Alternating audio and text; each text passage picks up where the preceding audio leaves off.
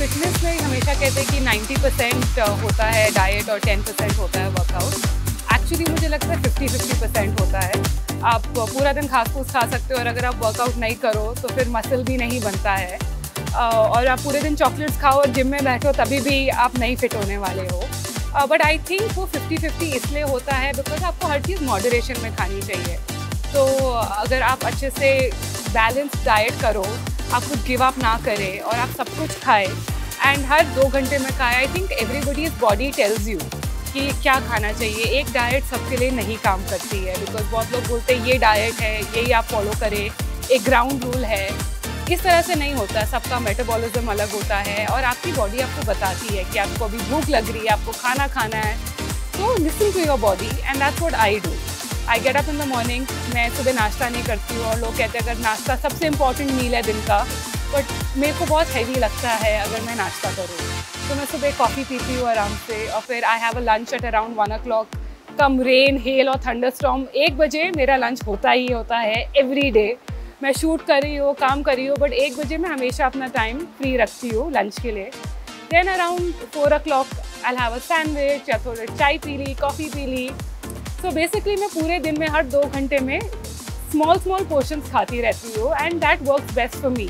I think if you have small portions through out the day and you moderate your food, आपका metabolism भी high होता है and आपके fitness levels भी अच्छे रहते हैं। तो ये रूटीन मेरा एक्चुअली बचपन से रहा है एंड आई रिमेंबर जब खाना आता था, my father used to always say उतना ही खाना खाइए कि हल्की सी भूख रहे। ऐसे नहीं कि पूरा पेट भर के खाना ठूस लिया है हमने अपने आप को, थोड़ी सी भूख हमेशा रहनी चाहिए कि जितना आपने अभी खाया है 2 घंटे में आप उतना ही खा सकते हो।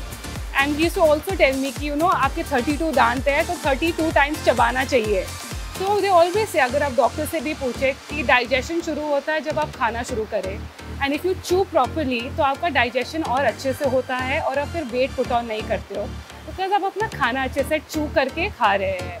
तो आई थिंक ये बहुत स्मॉल चीज़ें होती है जो अगर आप बचपन से आदत लगाए तो जब बड़े होते हैं तो ऐसे बहुत डिफ़िकल्ट नहीं होता because life style is very difficult to change. जो बचपन से आदत होती है आपकी, वो आई थिंक बड़े होने के बाद मुश्किल ही बदलती है।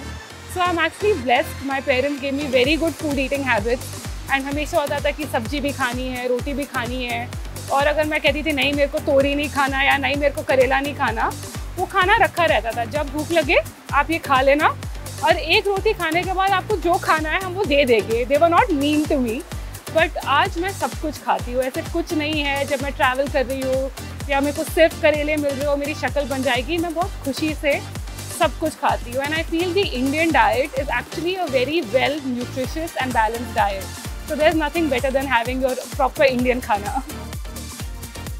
ऑफ कोर्स मैं एक्चुअली आई थिंक बिकॉज जो प्रोफेशन में है हम ज़्यादातर बाहर ही होते हैं, हमारे रात को इवेंट्स होते हैं, हम बाहर ही खाना खा रहे होते हैं, तो I enjoy it and everybody enjoys it when you are eating outside.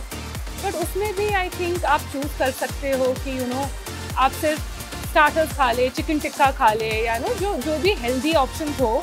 And healthy necessarily ये नहीं होता कि उबला हुआ खाना, मसाले तो डाल ही सकते हैं खाने में, तो आप वो चुने जिसमें अच्छा फ्लेवर हो, जितना मसाला हो। मैं जनरली 6 बजे के बाद कार्ब्स नहीं खाती हूँ बिकॉज कार्ब्स इवनिंग में डाइजेस्ट नहीं होती है, बिकॉज दिन में यू आर रोमिंग अराउंड, अब पूरा दिन भाग दौड़ रहे हैं, तो जो आप कार्ब्स खाते हैं वो आपके एनर्जी में यूज़ भी हो जाते हैं।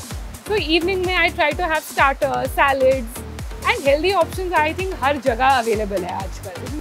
तो ऐसे कभी कुछ मना नहीं था मुझे। तो अगर आपको लाइफ में कुछ मना किया जाता है तो वो आपको होता है कि हाय वो खाना है, हाय वो करना है। तो आई थिंक आप जब परहेज़ ना करें, सब कुछ थोड़ा थोड़ा खाए, मीठा भी खाए, हेल्दी खाना भी खाए, तो आई थिंक वो बैलेंस रहता है। और जब आप बड़े होते हो ऐसे कुछ नहीं होता है बाहर जाके मैं आज सब खा लूँ, तो वो थोड़ा मॉडरेशन भी रहता है। आई थिंक लोग जो कहते हैं कि ये अनअचीवेबल है, जब लोग कहते हैं आई विश ये मेरे साथ भी होता, आई विश मैं ये करती, बट लाइफ में कुछ मेहनत के बिना नहीं होता है। एंड जो मैंने अचीव किया है मैं कहती हूँ सब कर सकते हैं, बट उसके लिए थोड़ा हार्ड वर्क ज़रूरी है, उसके लिए डिटर्मिनेशन ज़रूरी है। मैं जब इसके लिए प्रिपेयर कर रही थी, मैं एक्चुअली 20-20 घंटा काम करती थी, बिकॉज ज़रूरी है कोई भी चीज़ के लिए आप प्रिपेयर करें, उसमें मेहनत लगती है, उसमें प्रेपरेशन लगती है, उसमें रिकग्निशन भी लगता है कि क्या करना है क्या नहीं करना है, इसके लिए कहाँ पर मुझे कंसंट्रेट करना है, कहाँ पर नहीं करना है। So understanding your assignment is always the first step कि इसके लिए क्या ज़रूरत है, किस चीज़ों पे मुझे मेहनत करनी है, किस चीज़ों पे मुझे कॉन्सेंट्रेट करना है. And I also come from a defence background. So I also come from a defense background. मेरी भी beginning humble थी. I was also that girl next door. And जब मैं लोगों को टीवी पे देखती थी ऐसा लगता था माय गॉड ये कितना इंटरेस्टिंग है, ये बाकी लोगों के साथ होता है, ये मेरे साथ नहीं हो पाएगा, ऐसा लगता था. पर जब आप मेहनत करें एंड आप डिटर्मिन्ड है, आई थिंक सब कुछ हो जाता है.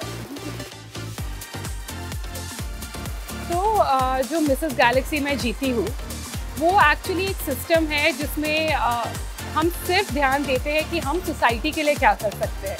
जब हम ब्यूटी पैजेस में पार्ट लेते हैं तो अगर आप हमेशा देखेंगे, हमेशा beauty with a purpose is what we look into. हम हमेशा सोचते हैं कि हमको जो मिला है रिकग्निशन, जो हमको प्लेटफॉर्म मिला, उससे हम क्या कर सकते हैं. एंड दो चीज़ें हमेशा मेरे दिल के बहुत करीब रही है. एक तो एनिमल वेलफेयर है. हम इस देश में रहते हैं जहाँ पर लॉज इतने स्ट्रिक्ट नहीं है एनिमल क्रूअल्टी के तरफ या स्ट्रे एनिमल्स के तरफ. तो उसके लिए मैं बहुत चीज़ें कर रही हूँ एट द मोमेंट. एक कनन एनिमल वेलफेयर की मैं ब्रांड एम्बेसडर बनी हूँ. जो स्ट्रे एनिमल्स, जो एक्सट्रीम क्रूअल्टी केसेस होते हैं, उनके लिए वो होता है. और एक्चुअली हम फंड्स भी रेज कर रहे हैं. हमारे 6 डॉग्स अडॉप्ट हो चुके हैं अमेरिका में एंड हम उनको भेजने के लिए फ़ंड्स कलेक्ट करने की कोशिश कर रहे हैं. लोग से डोनेशन मांग रहे हैं कि आप हमको डोनेट करें तो हम उनको घर पे भेज पाए और वो खुश रह पाए. तो एक वो है जो मैं कर रही हूँ. एंड जो दूसरी चीज़ है थोड़ा अनकन्वेंशनल है. I am talking about true feminism. And जब हम फेमिनिज्म की बात करते हैं तो हम हमेशा विमेंस राइट के बारे में ही सोचते हैं. बट मेरा थोड़ा ये ट्विस्ट है कि मेरे को इक्वल राइट चाहिए एज मेन. अगर आप लॉज भी देखें तो they are very towards women and they are little unfair towards men. I mean, और बहुत लड़कियाँ अनफॉर्चुनेटली उन लॉज का फ़ायदा भी उठाती हैं. हम बहुत केसेस देखते हैं जहाँ पर जो लॉज विमेन को प्रोटेक्ट करने के लिए बनाए जाते हैं वो लड़कियाँ एडवांटेज लेके लड़कों पे फेक केसेस डाल रही है. तो जैसे हमारा एक वुमेन्स एसोसिएशन है for helping women in domestic violence cases या extreme violent cases, I hope कि हमारे पास एक एसोसिएशन वैसा भी हो जो लड़कों के ऊपर डोमेस्टिक वायलेंस होता है, जो लड़कों के ऊपर फेक केसेस डाले जाते हैं. आजकल आप रोड रेज के केसेस भी देखें तो बहुत लड़कियां गलत चलाती. मैंने खुद देखा है, एक बाइक गाड़ी के अंदर चली गई और उसकी गलती थी और वो लड़कों को बोल रही कि तुम पैसा भरो नहीं तो मैं तुम पे मॉलेस्टेशन का केस डालूंगी. ऐसे धमकियाँ बहुत चल रही है आजकल, जो मुझे बुरा लगता है कि जो लॉज हमने प्रोटेक्ट करने के लिए बनाए उनका डिसएडवांटेज लिया जा रहा है. तो मैं ट्रू इक्वालिटी के लिए काम करना चाहती हूँ कि जहाँ पर हम ये ना देखें कि लड़का या लड़की का फ़र्क हो, बट लॉज अच्छे लोगों के लिए और बुरे लोगों के लिए बने. इसमें दो चीज़ें. एक तो आजकल सोशल मीडिया बढ़ रहा है, हमारा कनेक्टिविटी बढ़ रही है, तो हमको पता चल रहा है कि ऐसी चीज़ें और हो रही है. पहले भी होता था बट इतने लाइट में नहीं आते थे. लोग डरते थे कि अगर हम बोले तो क्या होएगा. People used to get scared कि अगर मैं कुछ बोलूँ ऐसे हुआ है तो मेरे पे ही आएगा. आजकल वो डर निकल रहा है. तो ये चीज़ें सामने आ रही होती थी, हमेशा थी. एंड आई थिंक पॉपुलेशन बढ़ रही है, फ्रस्ट्रेशन बढ़ रही है, इंटॉलरेंस बढ़ रही है.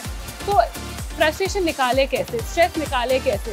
तो बहुत लोग अच्छे तरीक़ों से निकालते हैं. जिम चले जाते हैं, हॉबीज़ ले लेते हैं, गाने करते हैं, म्यूज़िक में चले जाते हैं. एंड जिन लोगों को करेक्ट गाइडेंस नहीं है वो गलत चीज़ों में चले जाते हैं. अनफॉर्चुनेट है बट जिस टाइम में हम है स्ट्रेस लेवल्स बहुत आए हैं एंड वो हम एक्सेप्ट नहीं कर रहे कि मेंटल ट्रॉमा है, स्ट्रेस बढ़ रहा है. और हम फिर भी वो कहते हैं नहीं डील करो, नहीं डील करो. तो जब ये ट्रॉमा बढ़ रहा है तो गलत रास्तों में चलना शुरू हो रहा है. और ऑल्सो सोशल मीडिया के वजह से, न्यूज़ में एक्सेप्टेंस की वजह से हमको पता चलता है ये चीज़ें हो रही है. बट सैड है, क्या कर सकते हैं. सबको गुस्सा आता है और मुझे गुस्सा इसलिए भी आता है क्योंकि हम जिस सोसाइटी में रह रहे हैं अगर खोल के बोले तो आपको ही अटैक हुआ जाता है. और ये नहीं समझते. इवन जब मैं ये बोलती हूँ तो मेरे को बहुत विमेंस राइट से लोग बोलते हैं कि अरे हमारे लिए लॉज बने हुए हैं, आप ऐसे कैसे बोल सकते हो. मैं वो लॉज को भी नहीं बोल रही कि तुम वो हटा दो. वो लॉज ज़रूरी है. जो एक्चुअल विमेन के अगेंस्ट अत्याचार होता है, हमको वो लॉज बहुत ज़रूरी है. मैं तो बोलती हूँ और भी स्ट्रिक्ट करो. जो लोग सच्ची में ऐसी चीज़ें करते हैं लड़कियों के अगेंस्ट, लॉज और भी स्ट्रिक्ट होने चाहिए. But at the same time जो फेक केसेस होते हैं, जो लड़कियां फेक केसेस डालती हैं और प्रूव हो जाता है कि ये फेक केस था, उसके बाद लड़कियों पे कुछ नहीं होता है. ऐसे कोई लॉ नहीं है जो लड़कियों को सज़ा दे कि हाई तुमने गलत केस डाला है लड़के पे। अभी क्वाइट रिसेंटली अगर आप देखते हैं, एक छोटी लड़की ने एक छोटे लड़के पे केस डाला था, कैसे बोला था कि नहीं उसने मुझे छेड़ा, वो लड़के ने सुसाइड कमिट करा। उसके बाद वो लड़की ने बोला नहीं ये सच नहीं था, मैंने ऐसे ही बोल दिया था। कुछ नहीं हुआ उसका, उस लड़की को ना पनिशमेंट मिली, उस लड़की को ना पुलिस कस्टडी में लिया गया। मैं सिर्फ ये बोल रही हूँ कि जब पता चले कि कोई गलत चीज़ हुई है तो उसका कुछ तो होना चाहिए जो नहीं हो रहा है। तो सबसे ज़्यादा आई थिंक खुशी मुझे इसकी है क्योंकि मैं पहली इंडियन हूँ जो ये खिताब जीती है। एंड ये खिताब वर्ल्ड वाइड बहुत बहुत फेमस है क्योंकि जब मैं ट्रैवल भी कर रही थी और लोगों को पता था कि अरे आप मिसेस गैलेक्सी बनी है इस साल की, तो वो आई थिंक जो प्राइड थी कि मैं जब उधर थी मैं चाहत नहीं थी। लोग मुझे हमेशा मिसेस इंडिया बोलते थे, मैं इंडिया के नाम से गई थी वहाँ पर, और जो जीता है वो इंडिया जीता है, मैं अकेले जीत के नहीं आई हूँ। तो आई थिंक वो जो हमने कल्चर को रिप्रेजेंट किया है, जो आई थिंक लोग सोचते थे कि इंडियन विमेन जो शादीशुदा होती है वो एट पार नहीं होती शायद अब्रॉड के हिसाब से, वो एक माइंडसेट है लोगों का। एंड वो माइंडसेट बदला है बिकॉज मैं बेस्ट इन स्विमवेयर भी जीत के आई हूँ। एंड जब मैं वहाँ पर रिप्रेजेंट कर रही थी तो लोग बोलते हैं अरे आप स्विमवेयर पहन रही है, आप तो इंडिया से है और आपकी तो शादी हो चुकी है। ये नहीं रियलाइज़ करते कि जो हम इंडिया में हैं हम बहुत मॉडर्न हैं, हम बहुत ओपन हैं, हम एक्चुअली बहुत ज़्यादा प्रोग्रेसिव है अब्रॉड के स्टेट से। अगर आप देखेंगे हमारे पास सेकंड फीमेल प्रेसिडेंट है और अमेरिका में एक भी फीमेल प्रेसिडेंट नहीं बनी है। तो वो माइंडसेट जो है इंडियन विमेन का मैं बदलना चाहती थी। एंड आई थिंक ये जीत के मैं वो खिताब से दिखा पाई हूँ लोगों को। My husband is a Maharashtrian and he makes the most amazing mutton Kolhapuri. मेरे को पर्सनली सी फूड खाना बहुत पसंद है। My father was serving in the Indian navy, तो हमेशा कोस्ट के पास होते थे, तो आई थिंक जो बचपन में खाओ वो हमेशा टेस्ट रहता है। तो कुछ भी seafood is my favourite. तो पुणे में I think the best weather is there. I think India में पुणे और बैंगलोर दो जगह है जहाँ का मौसम बहुत अच्छा होता है।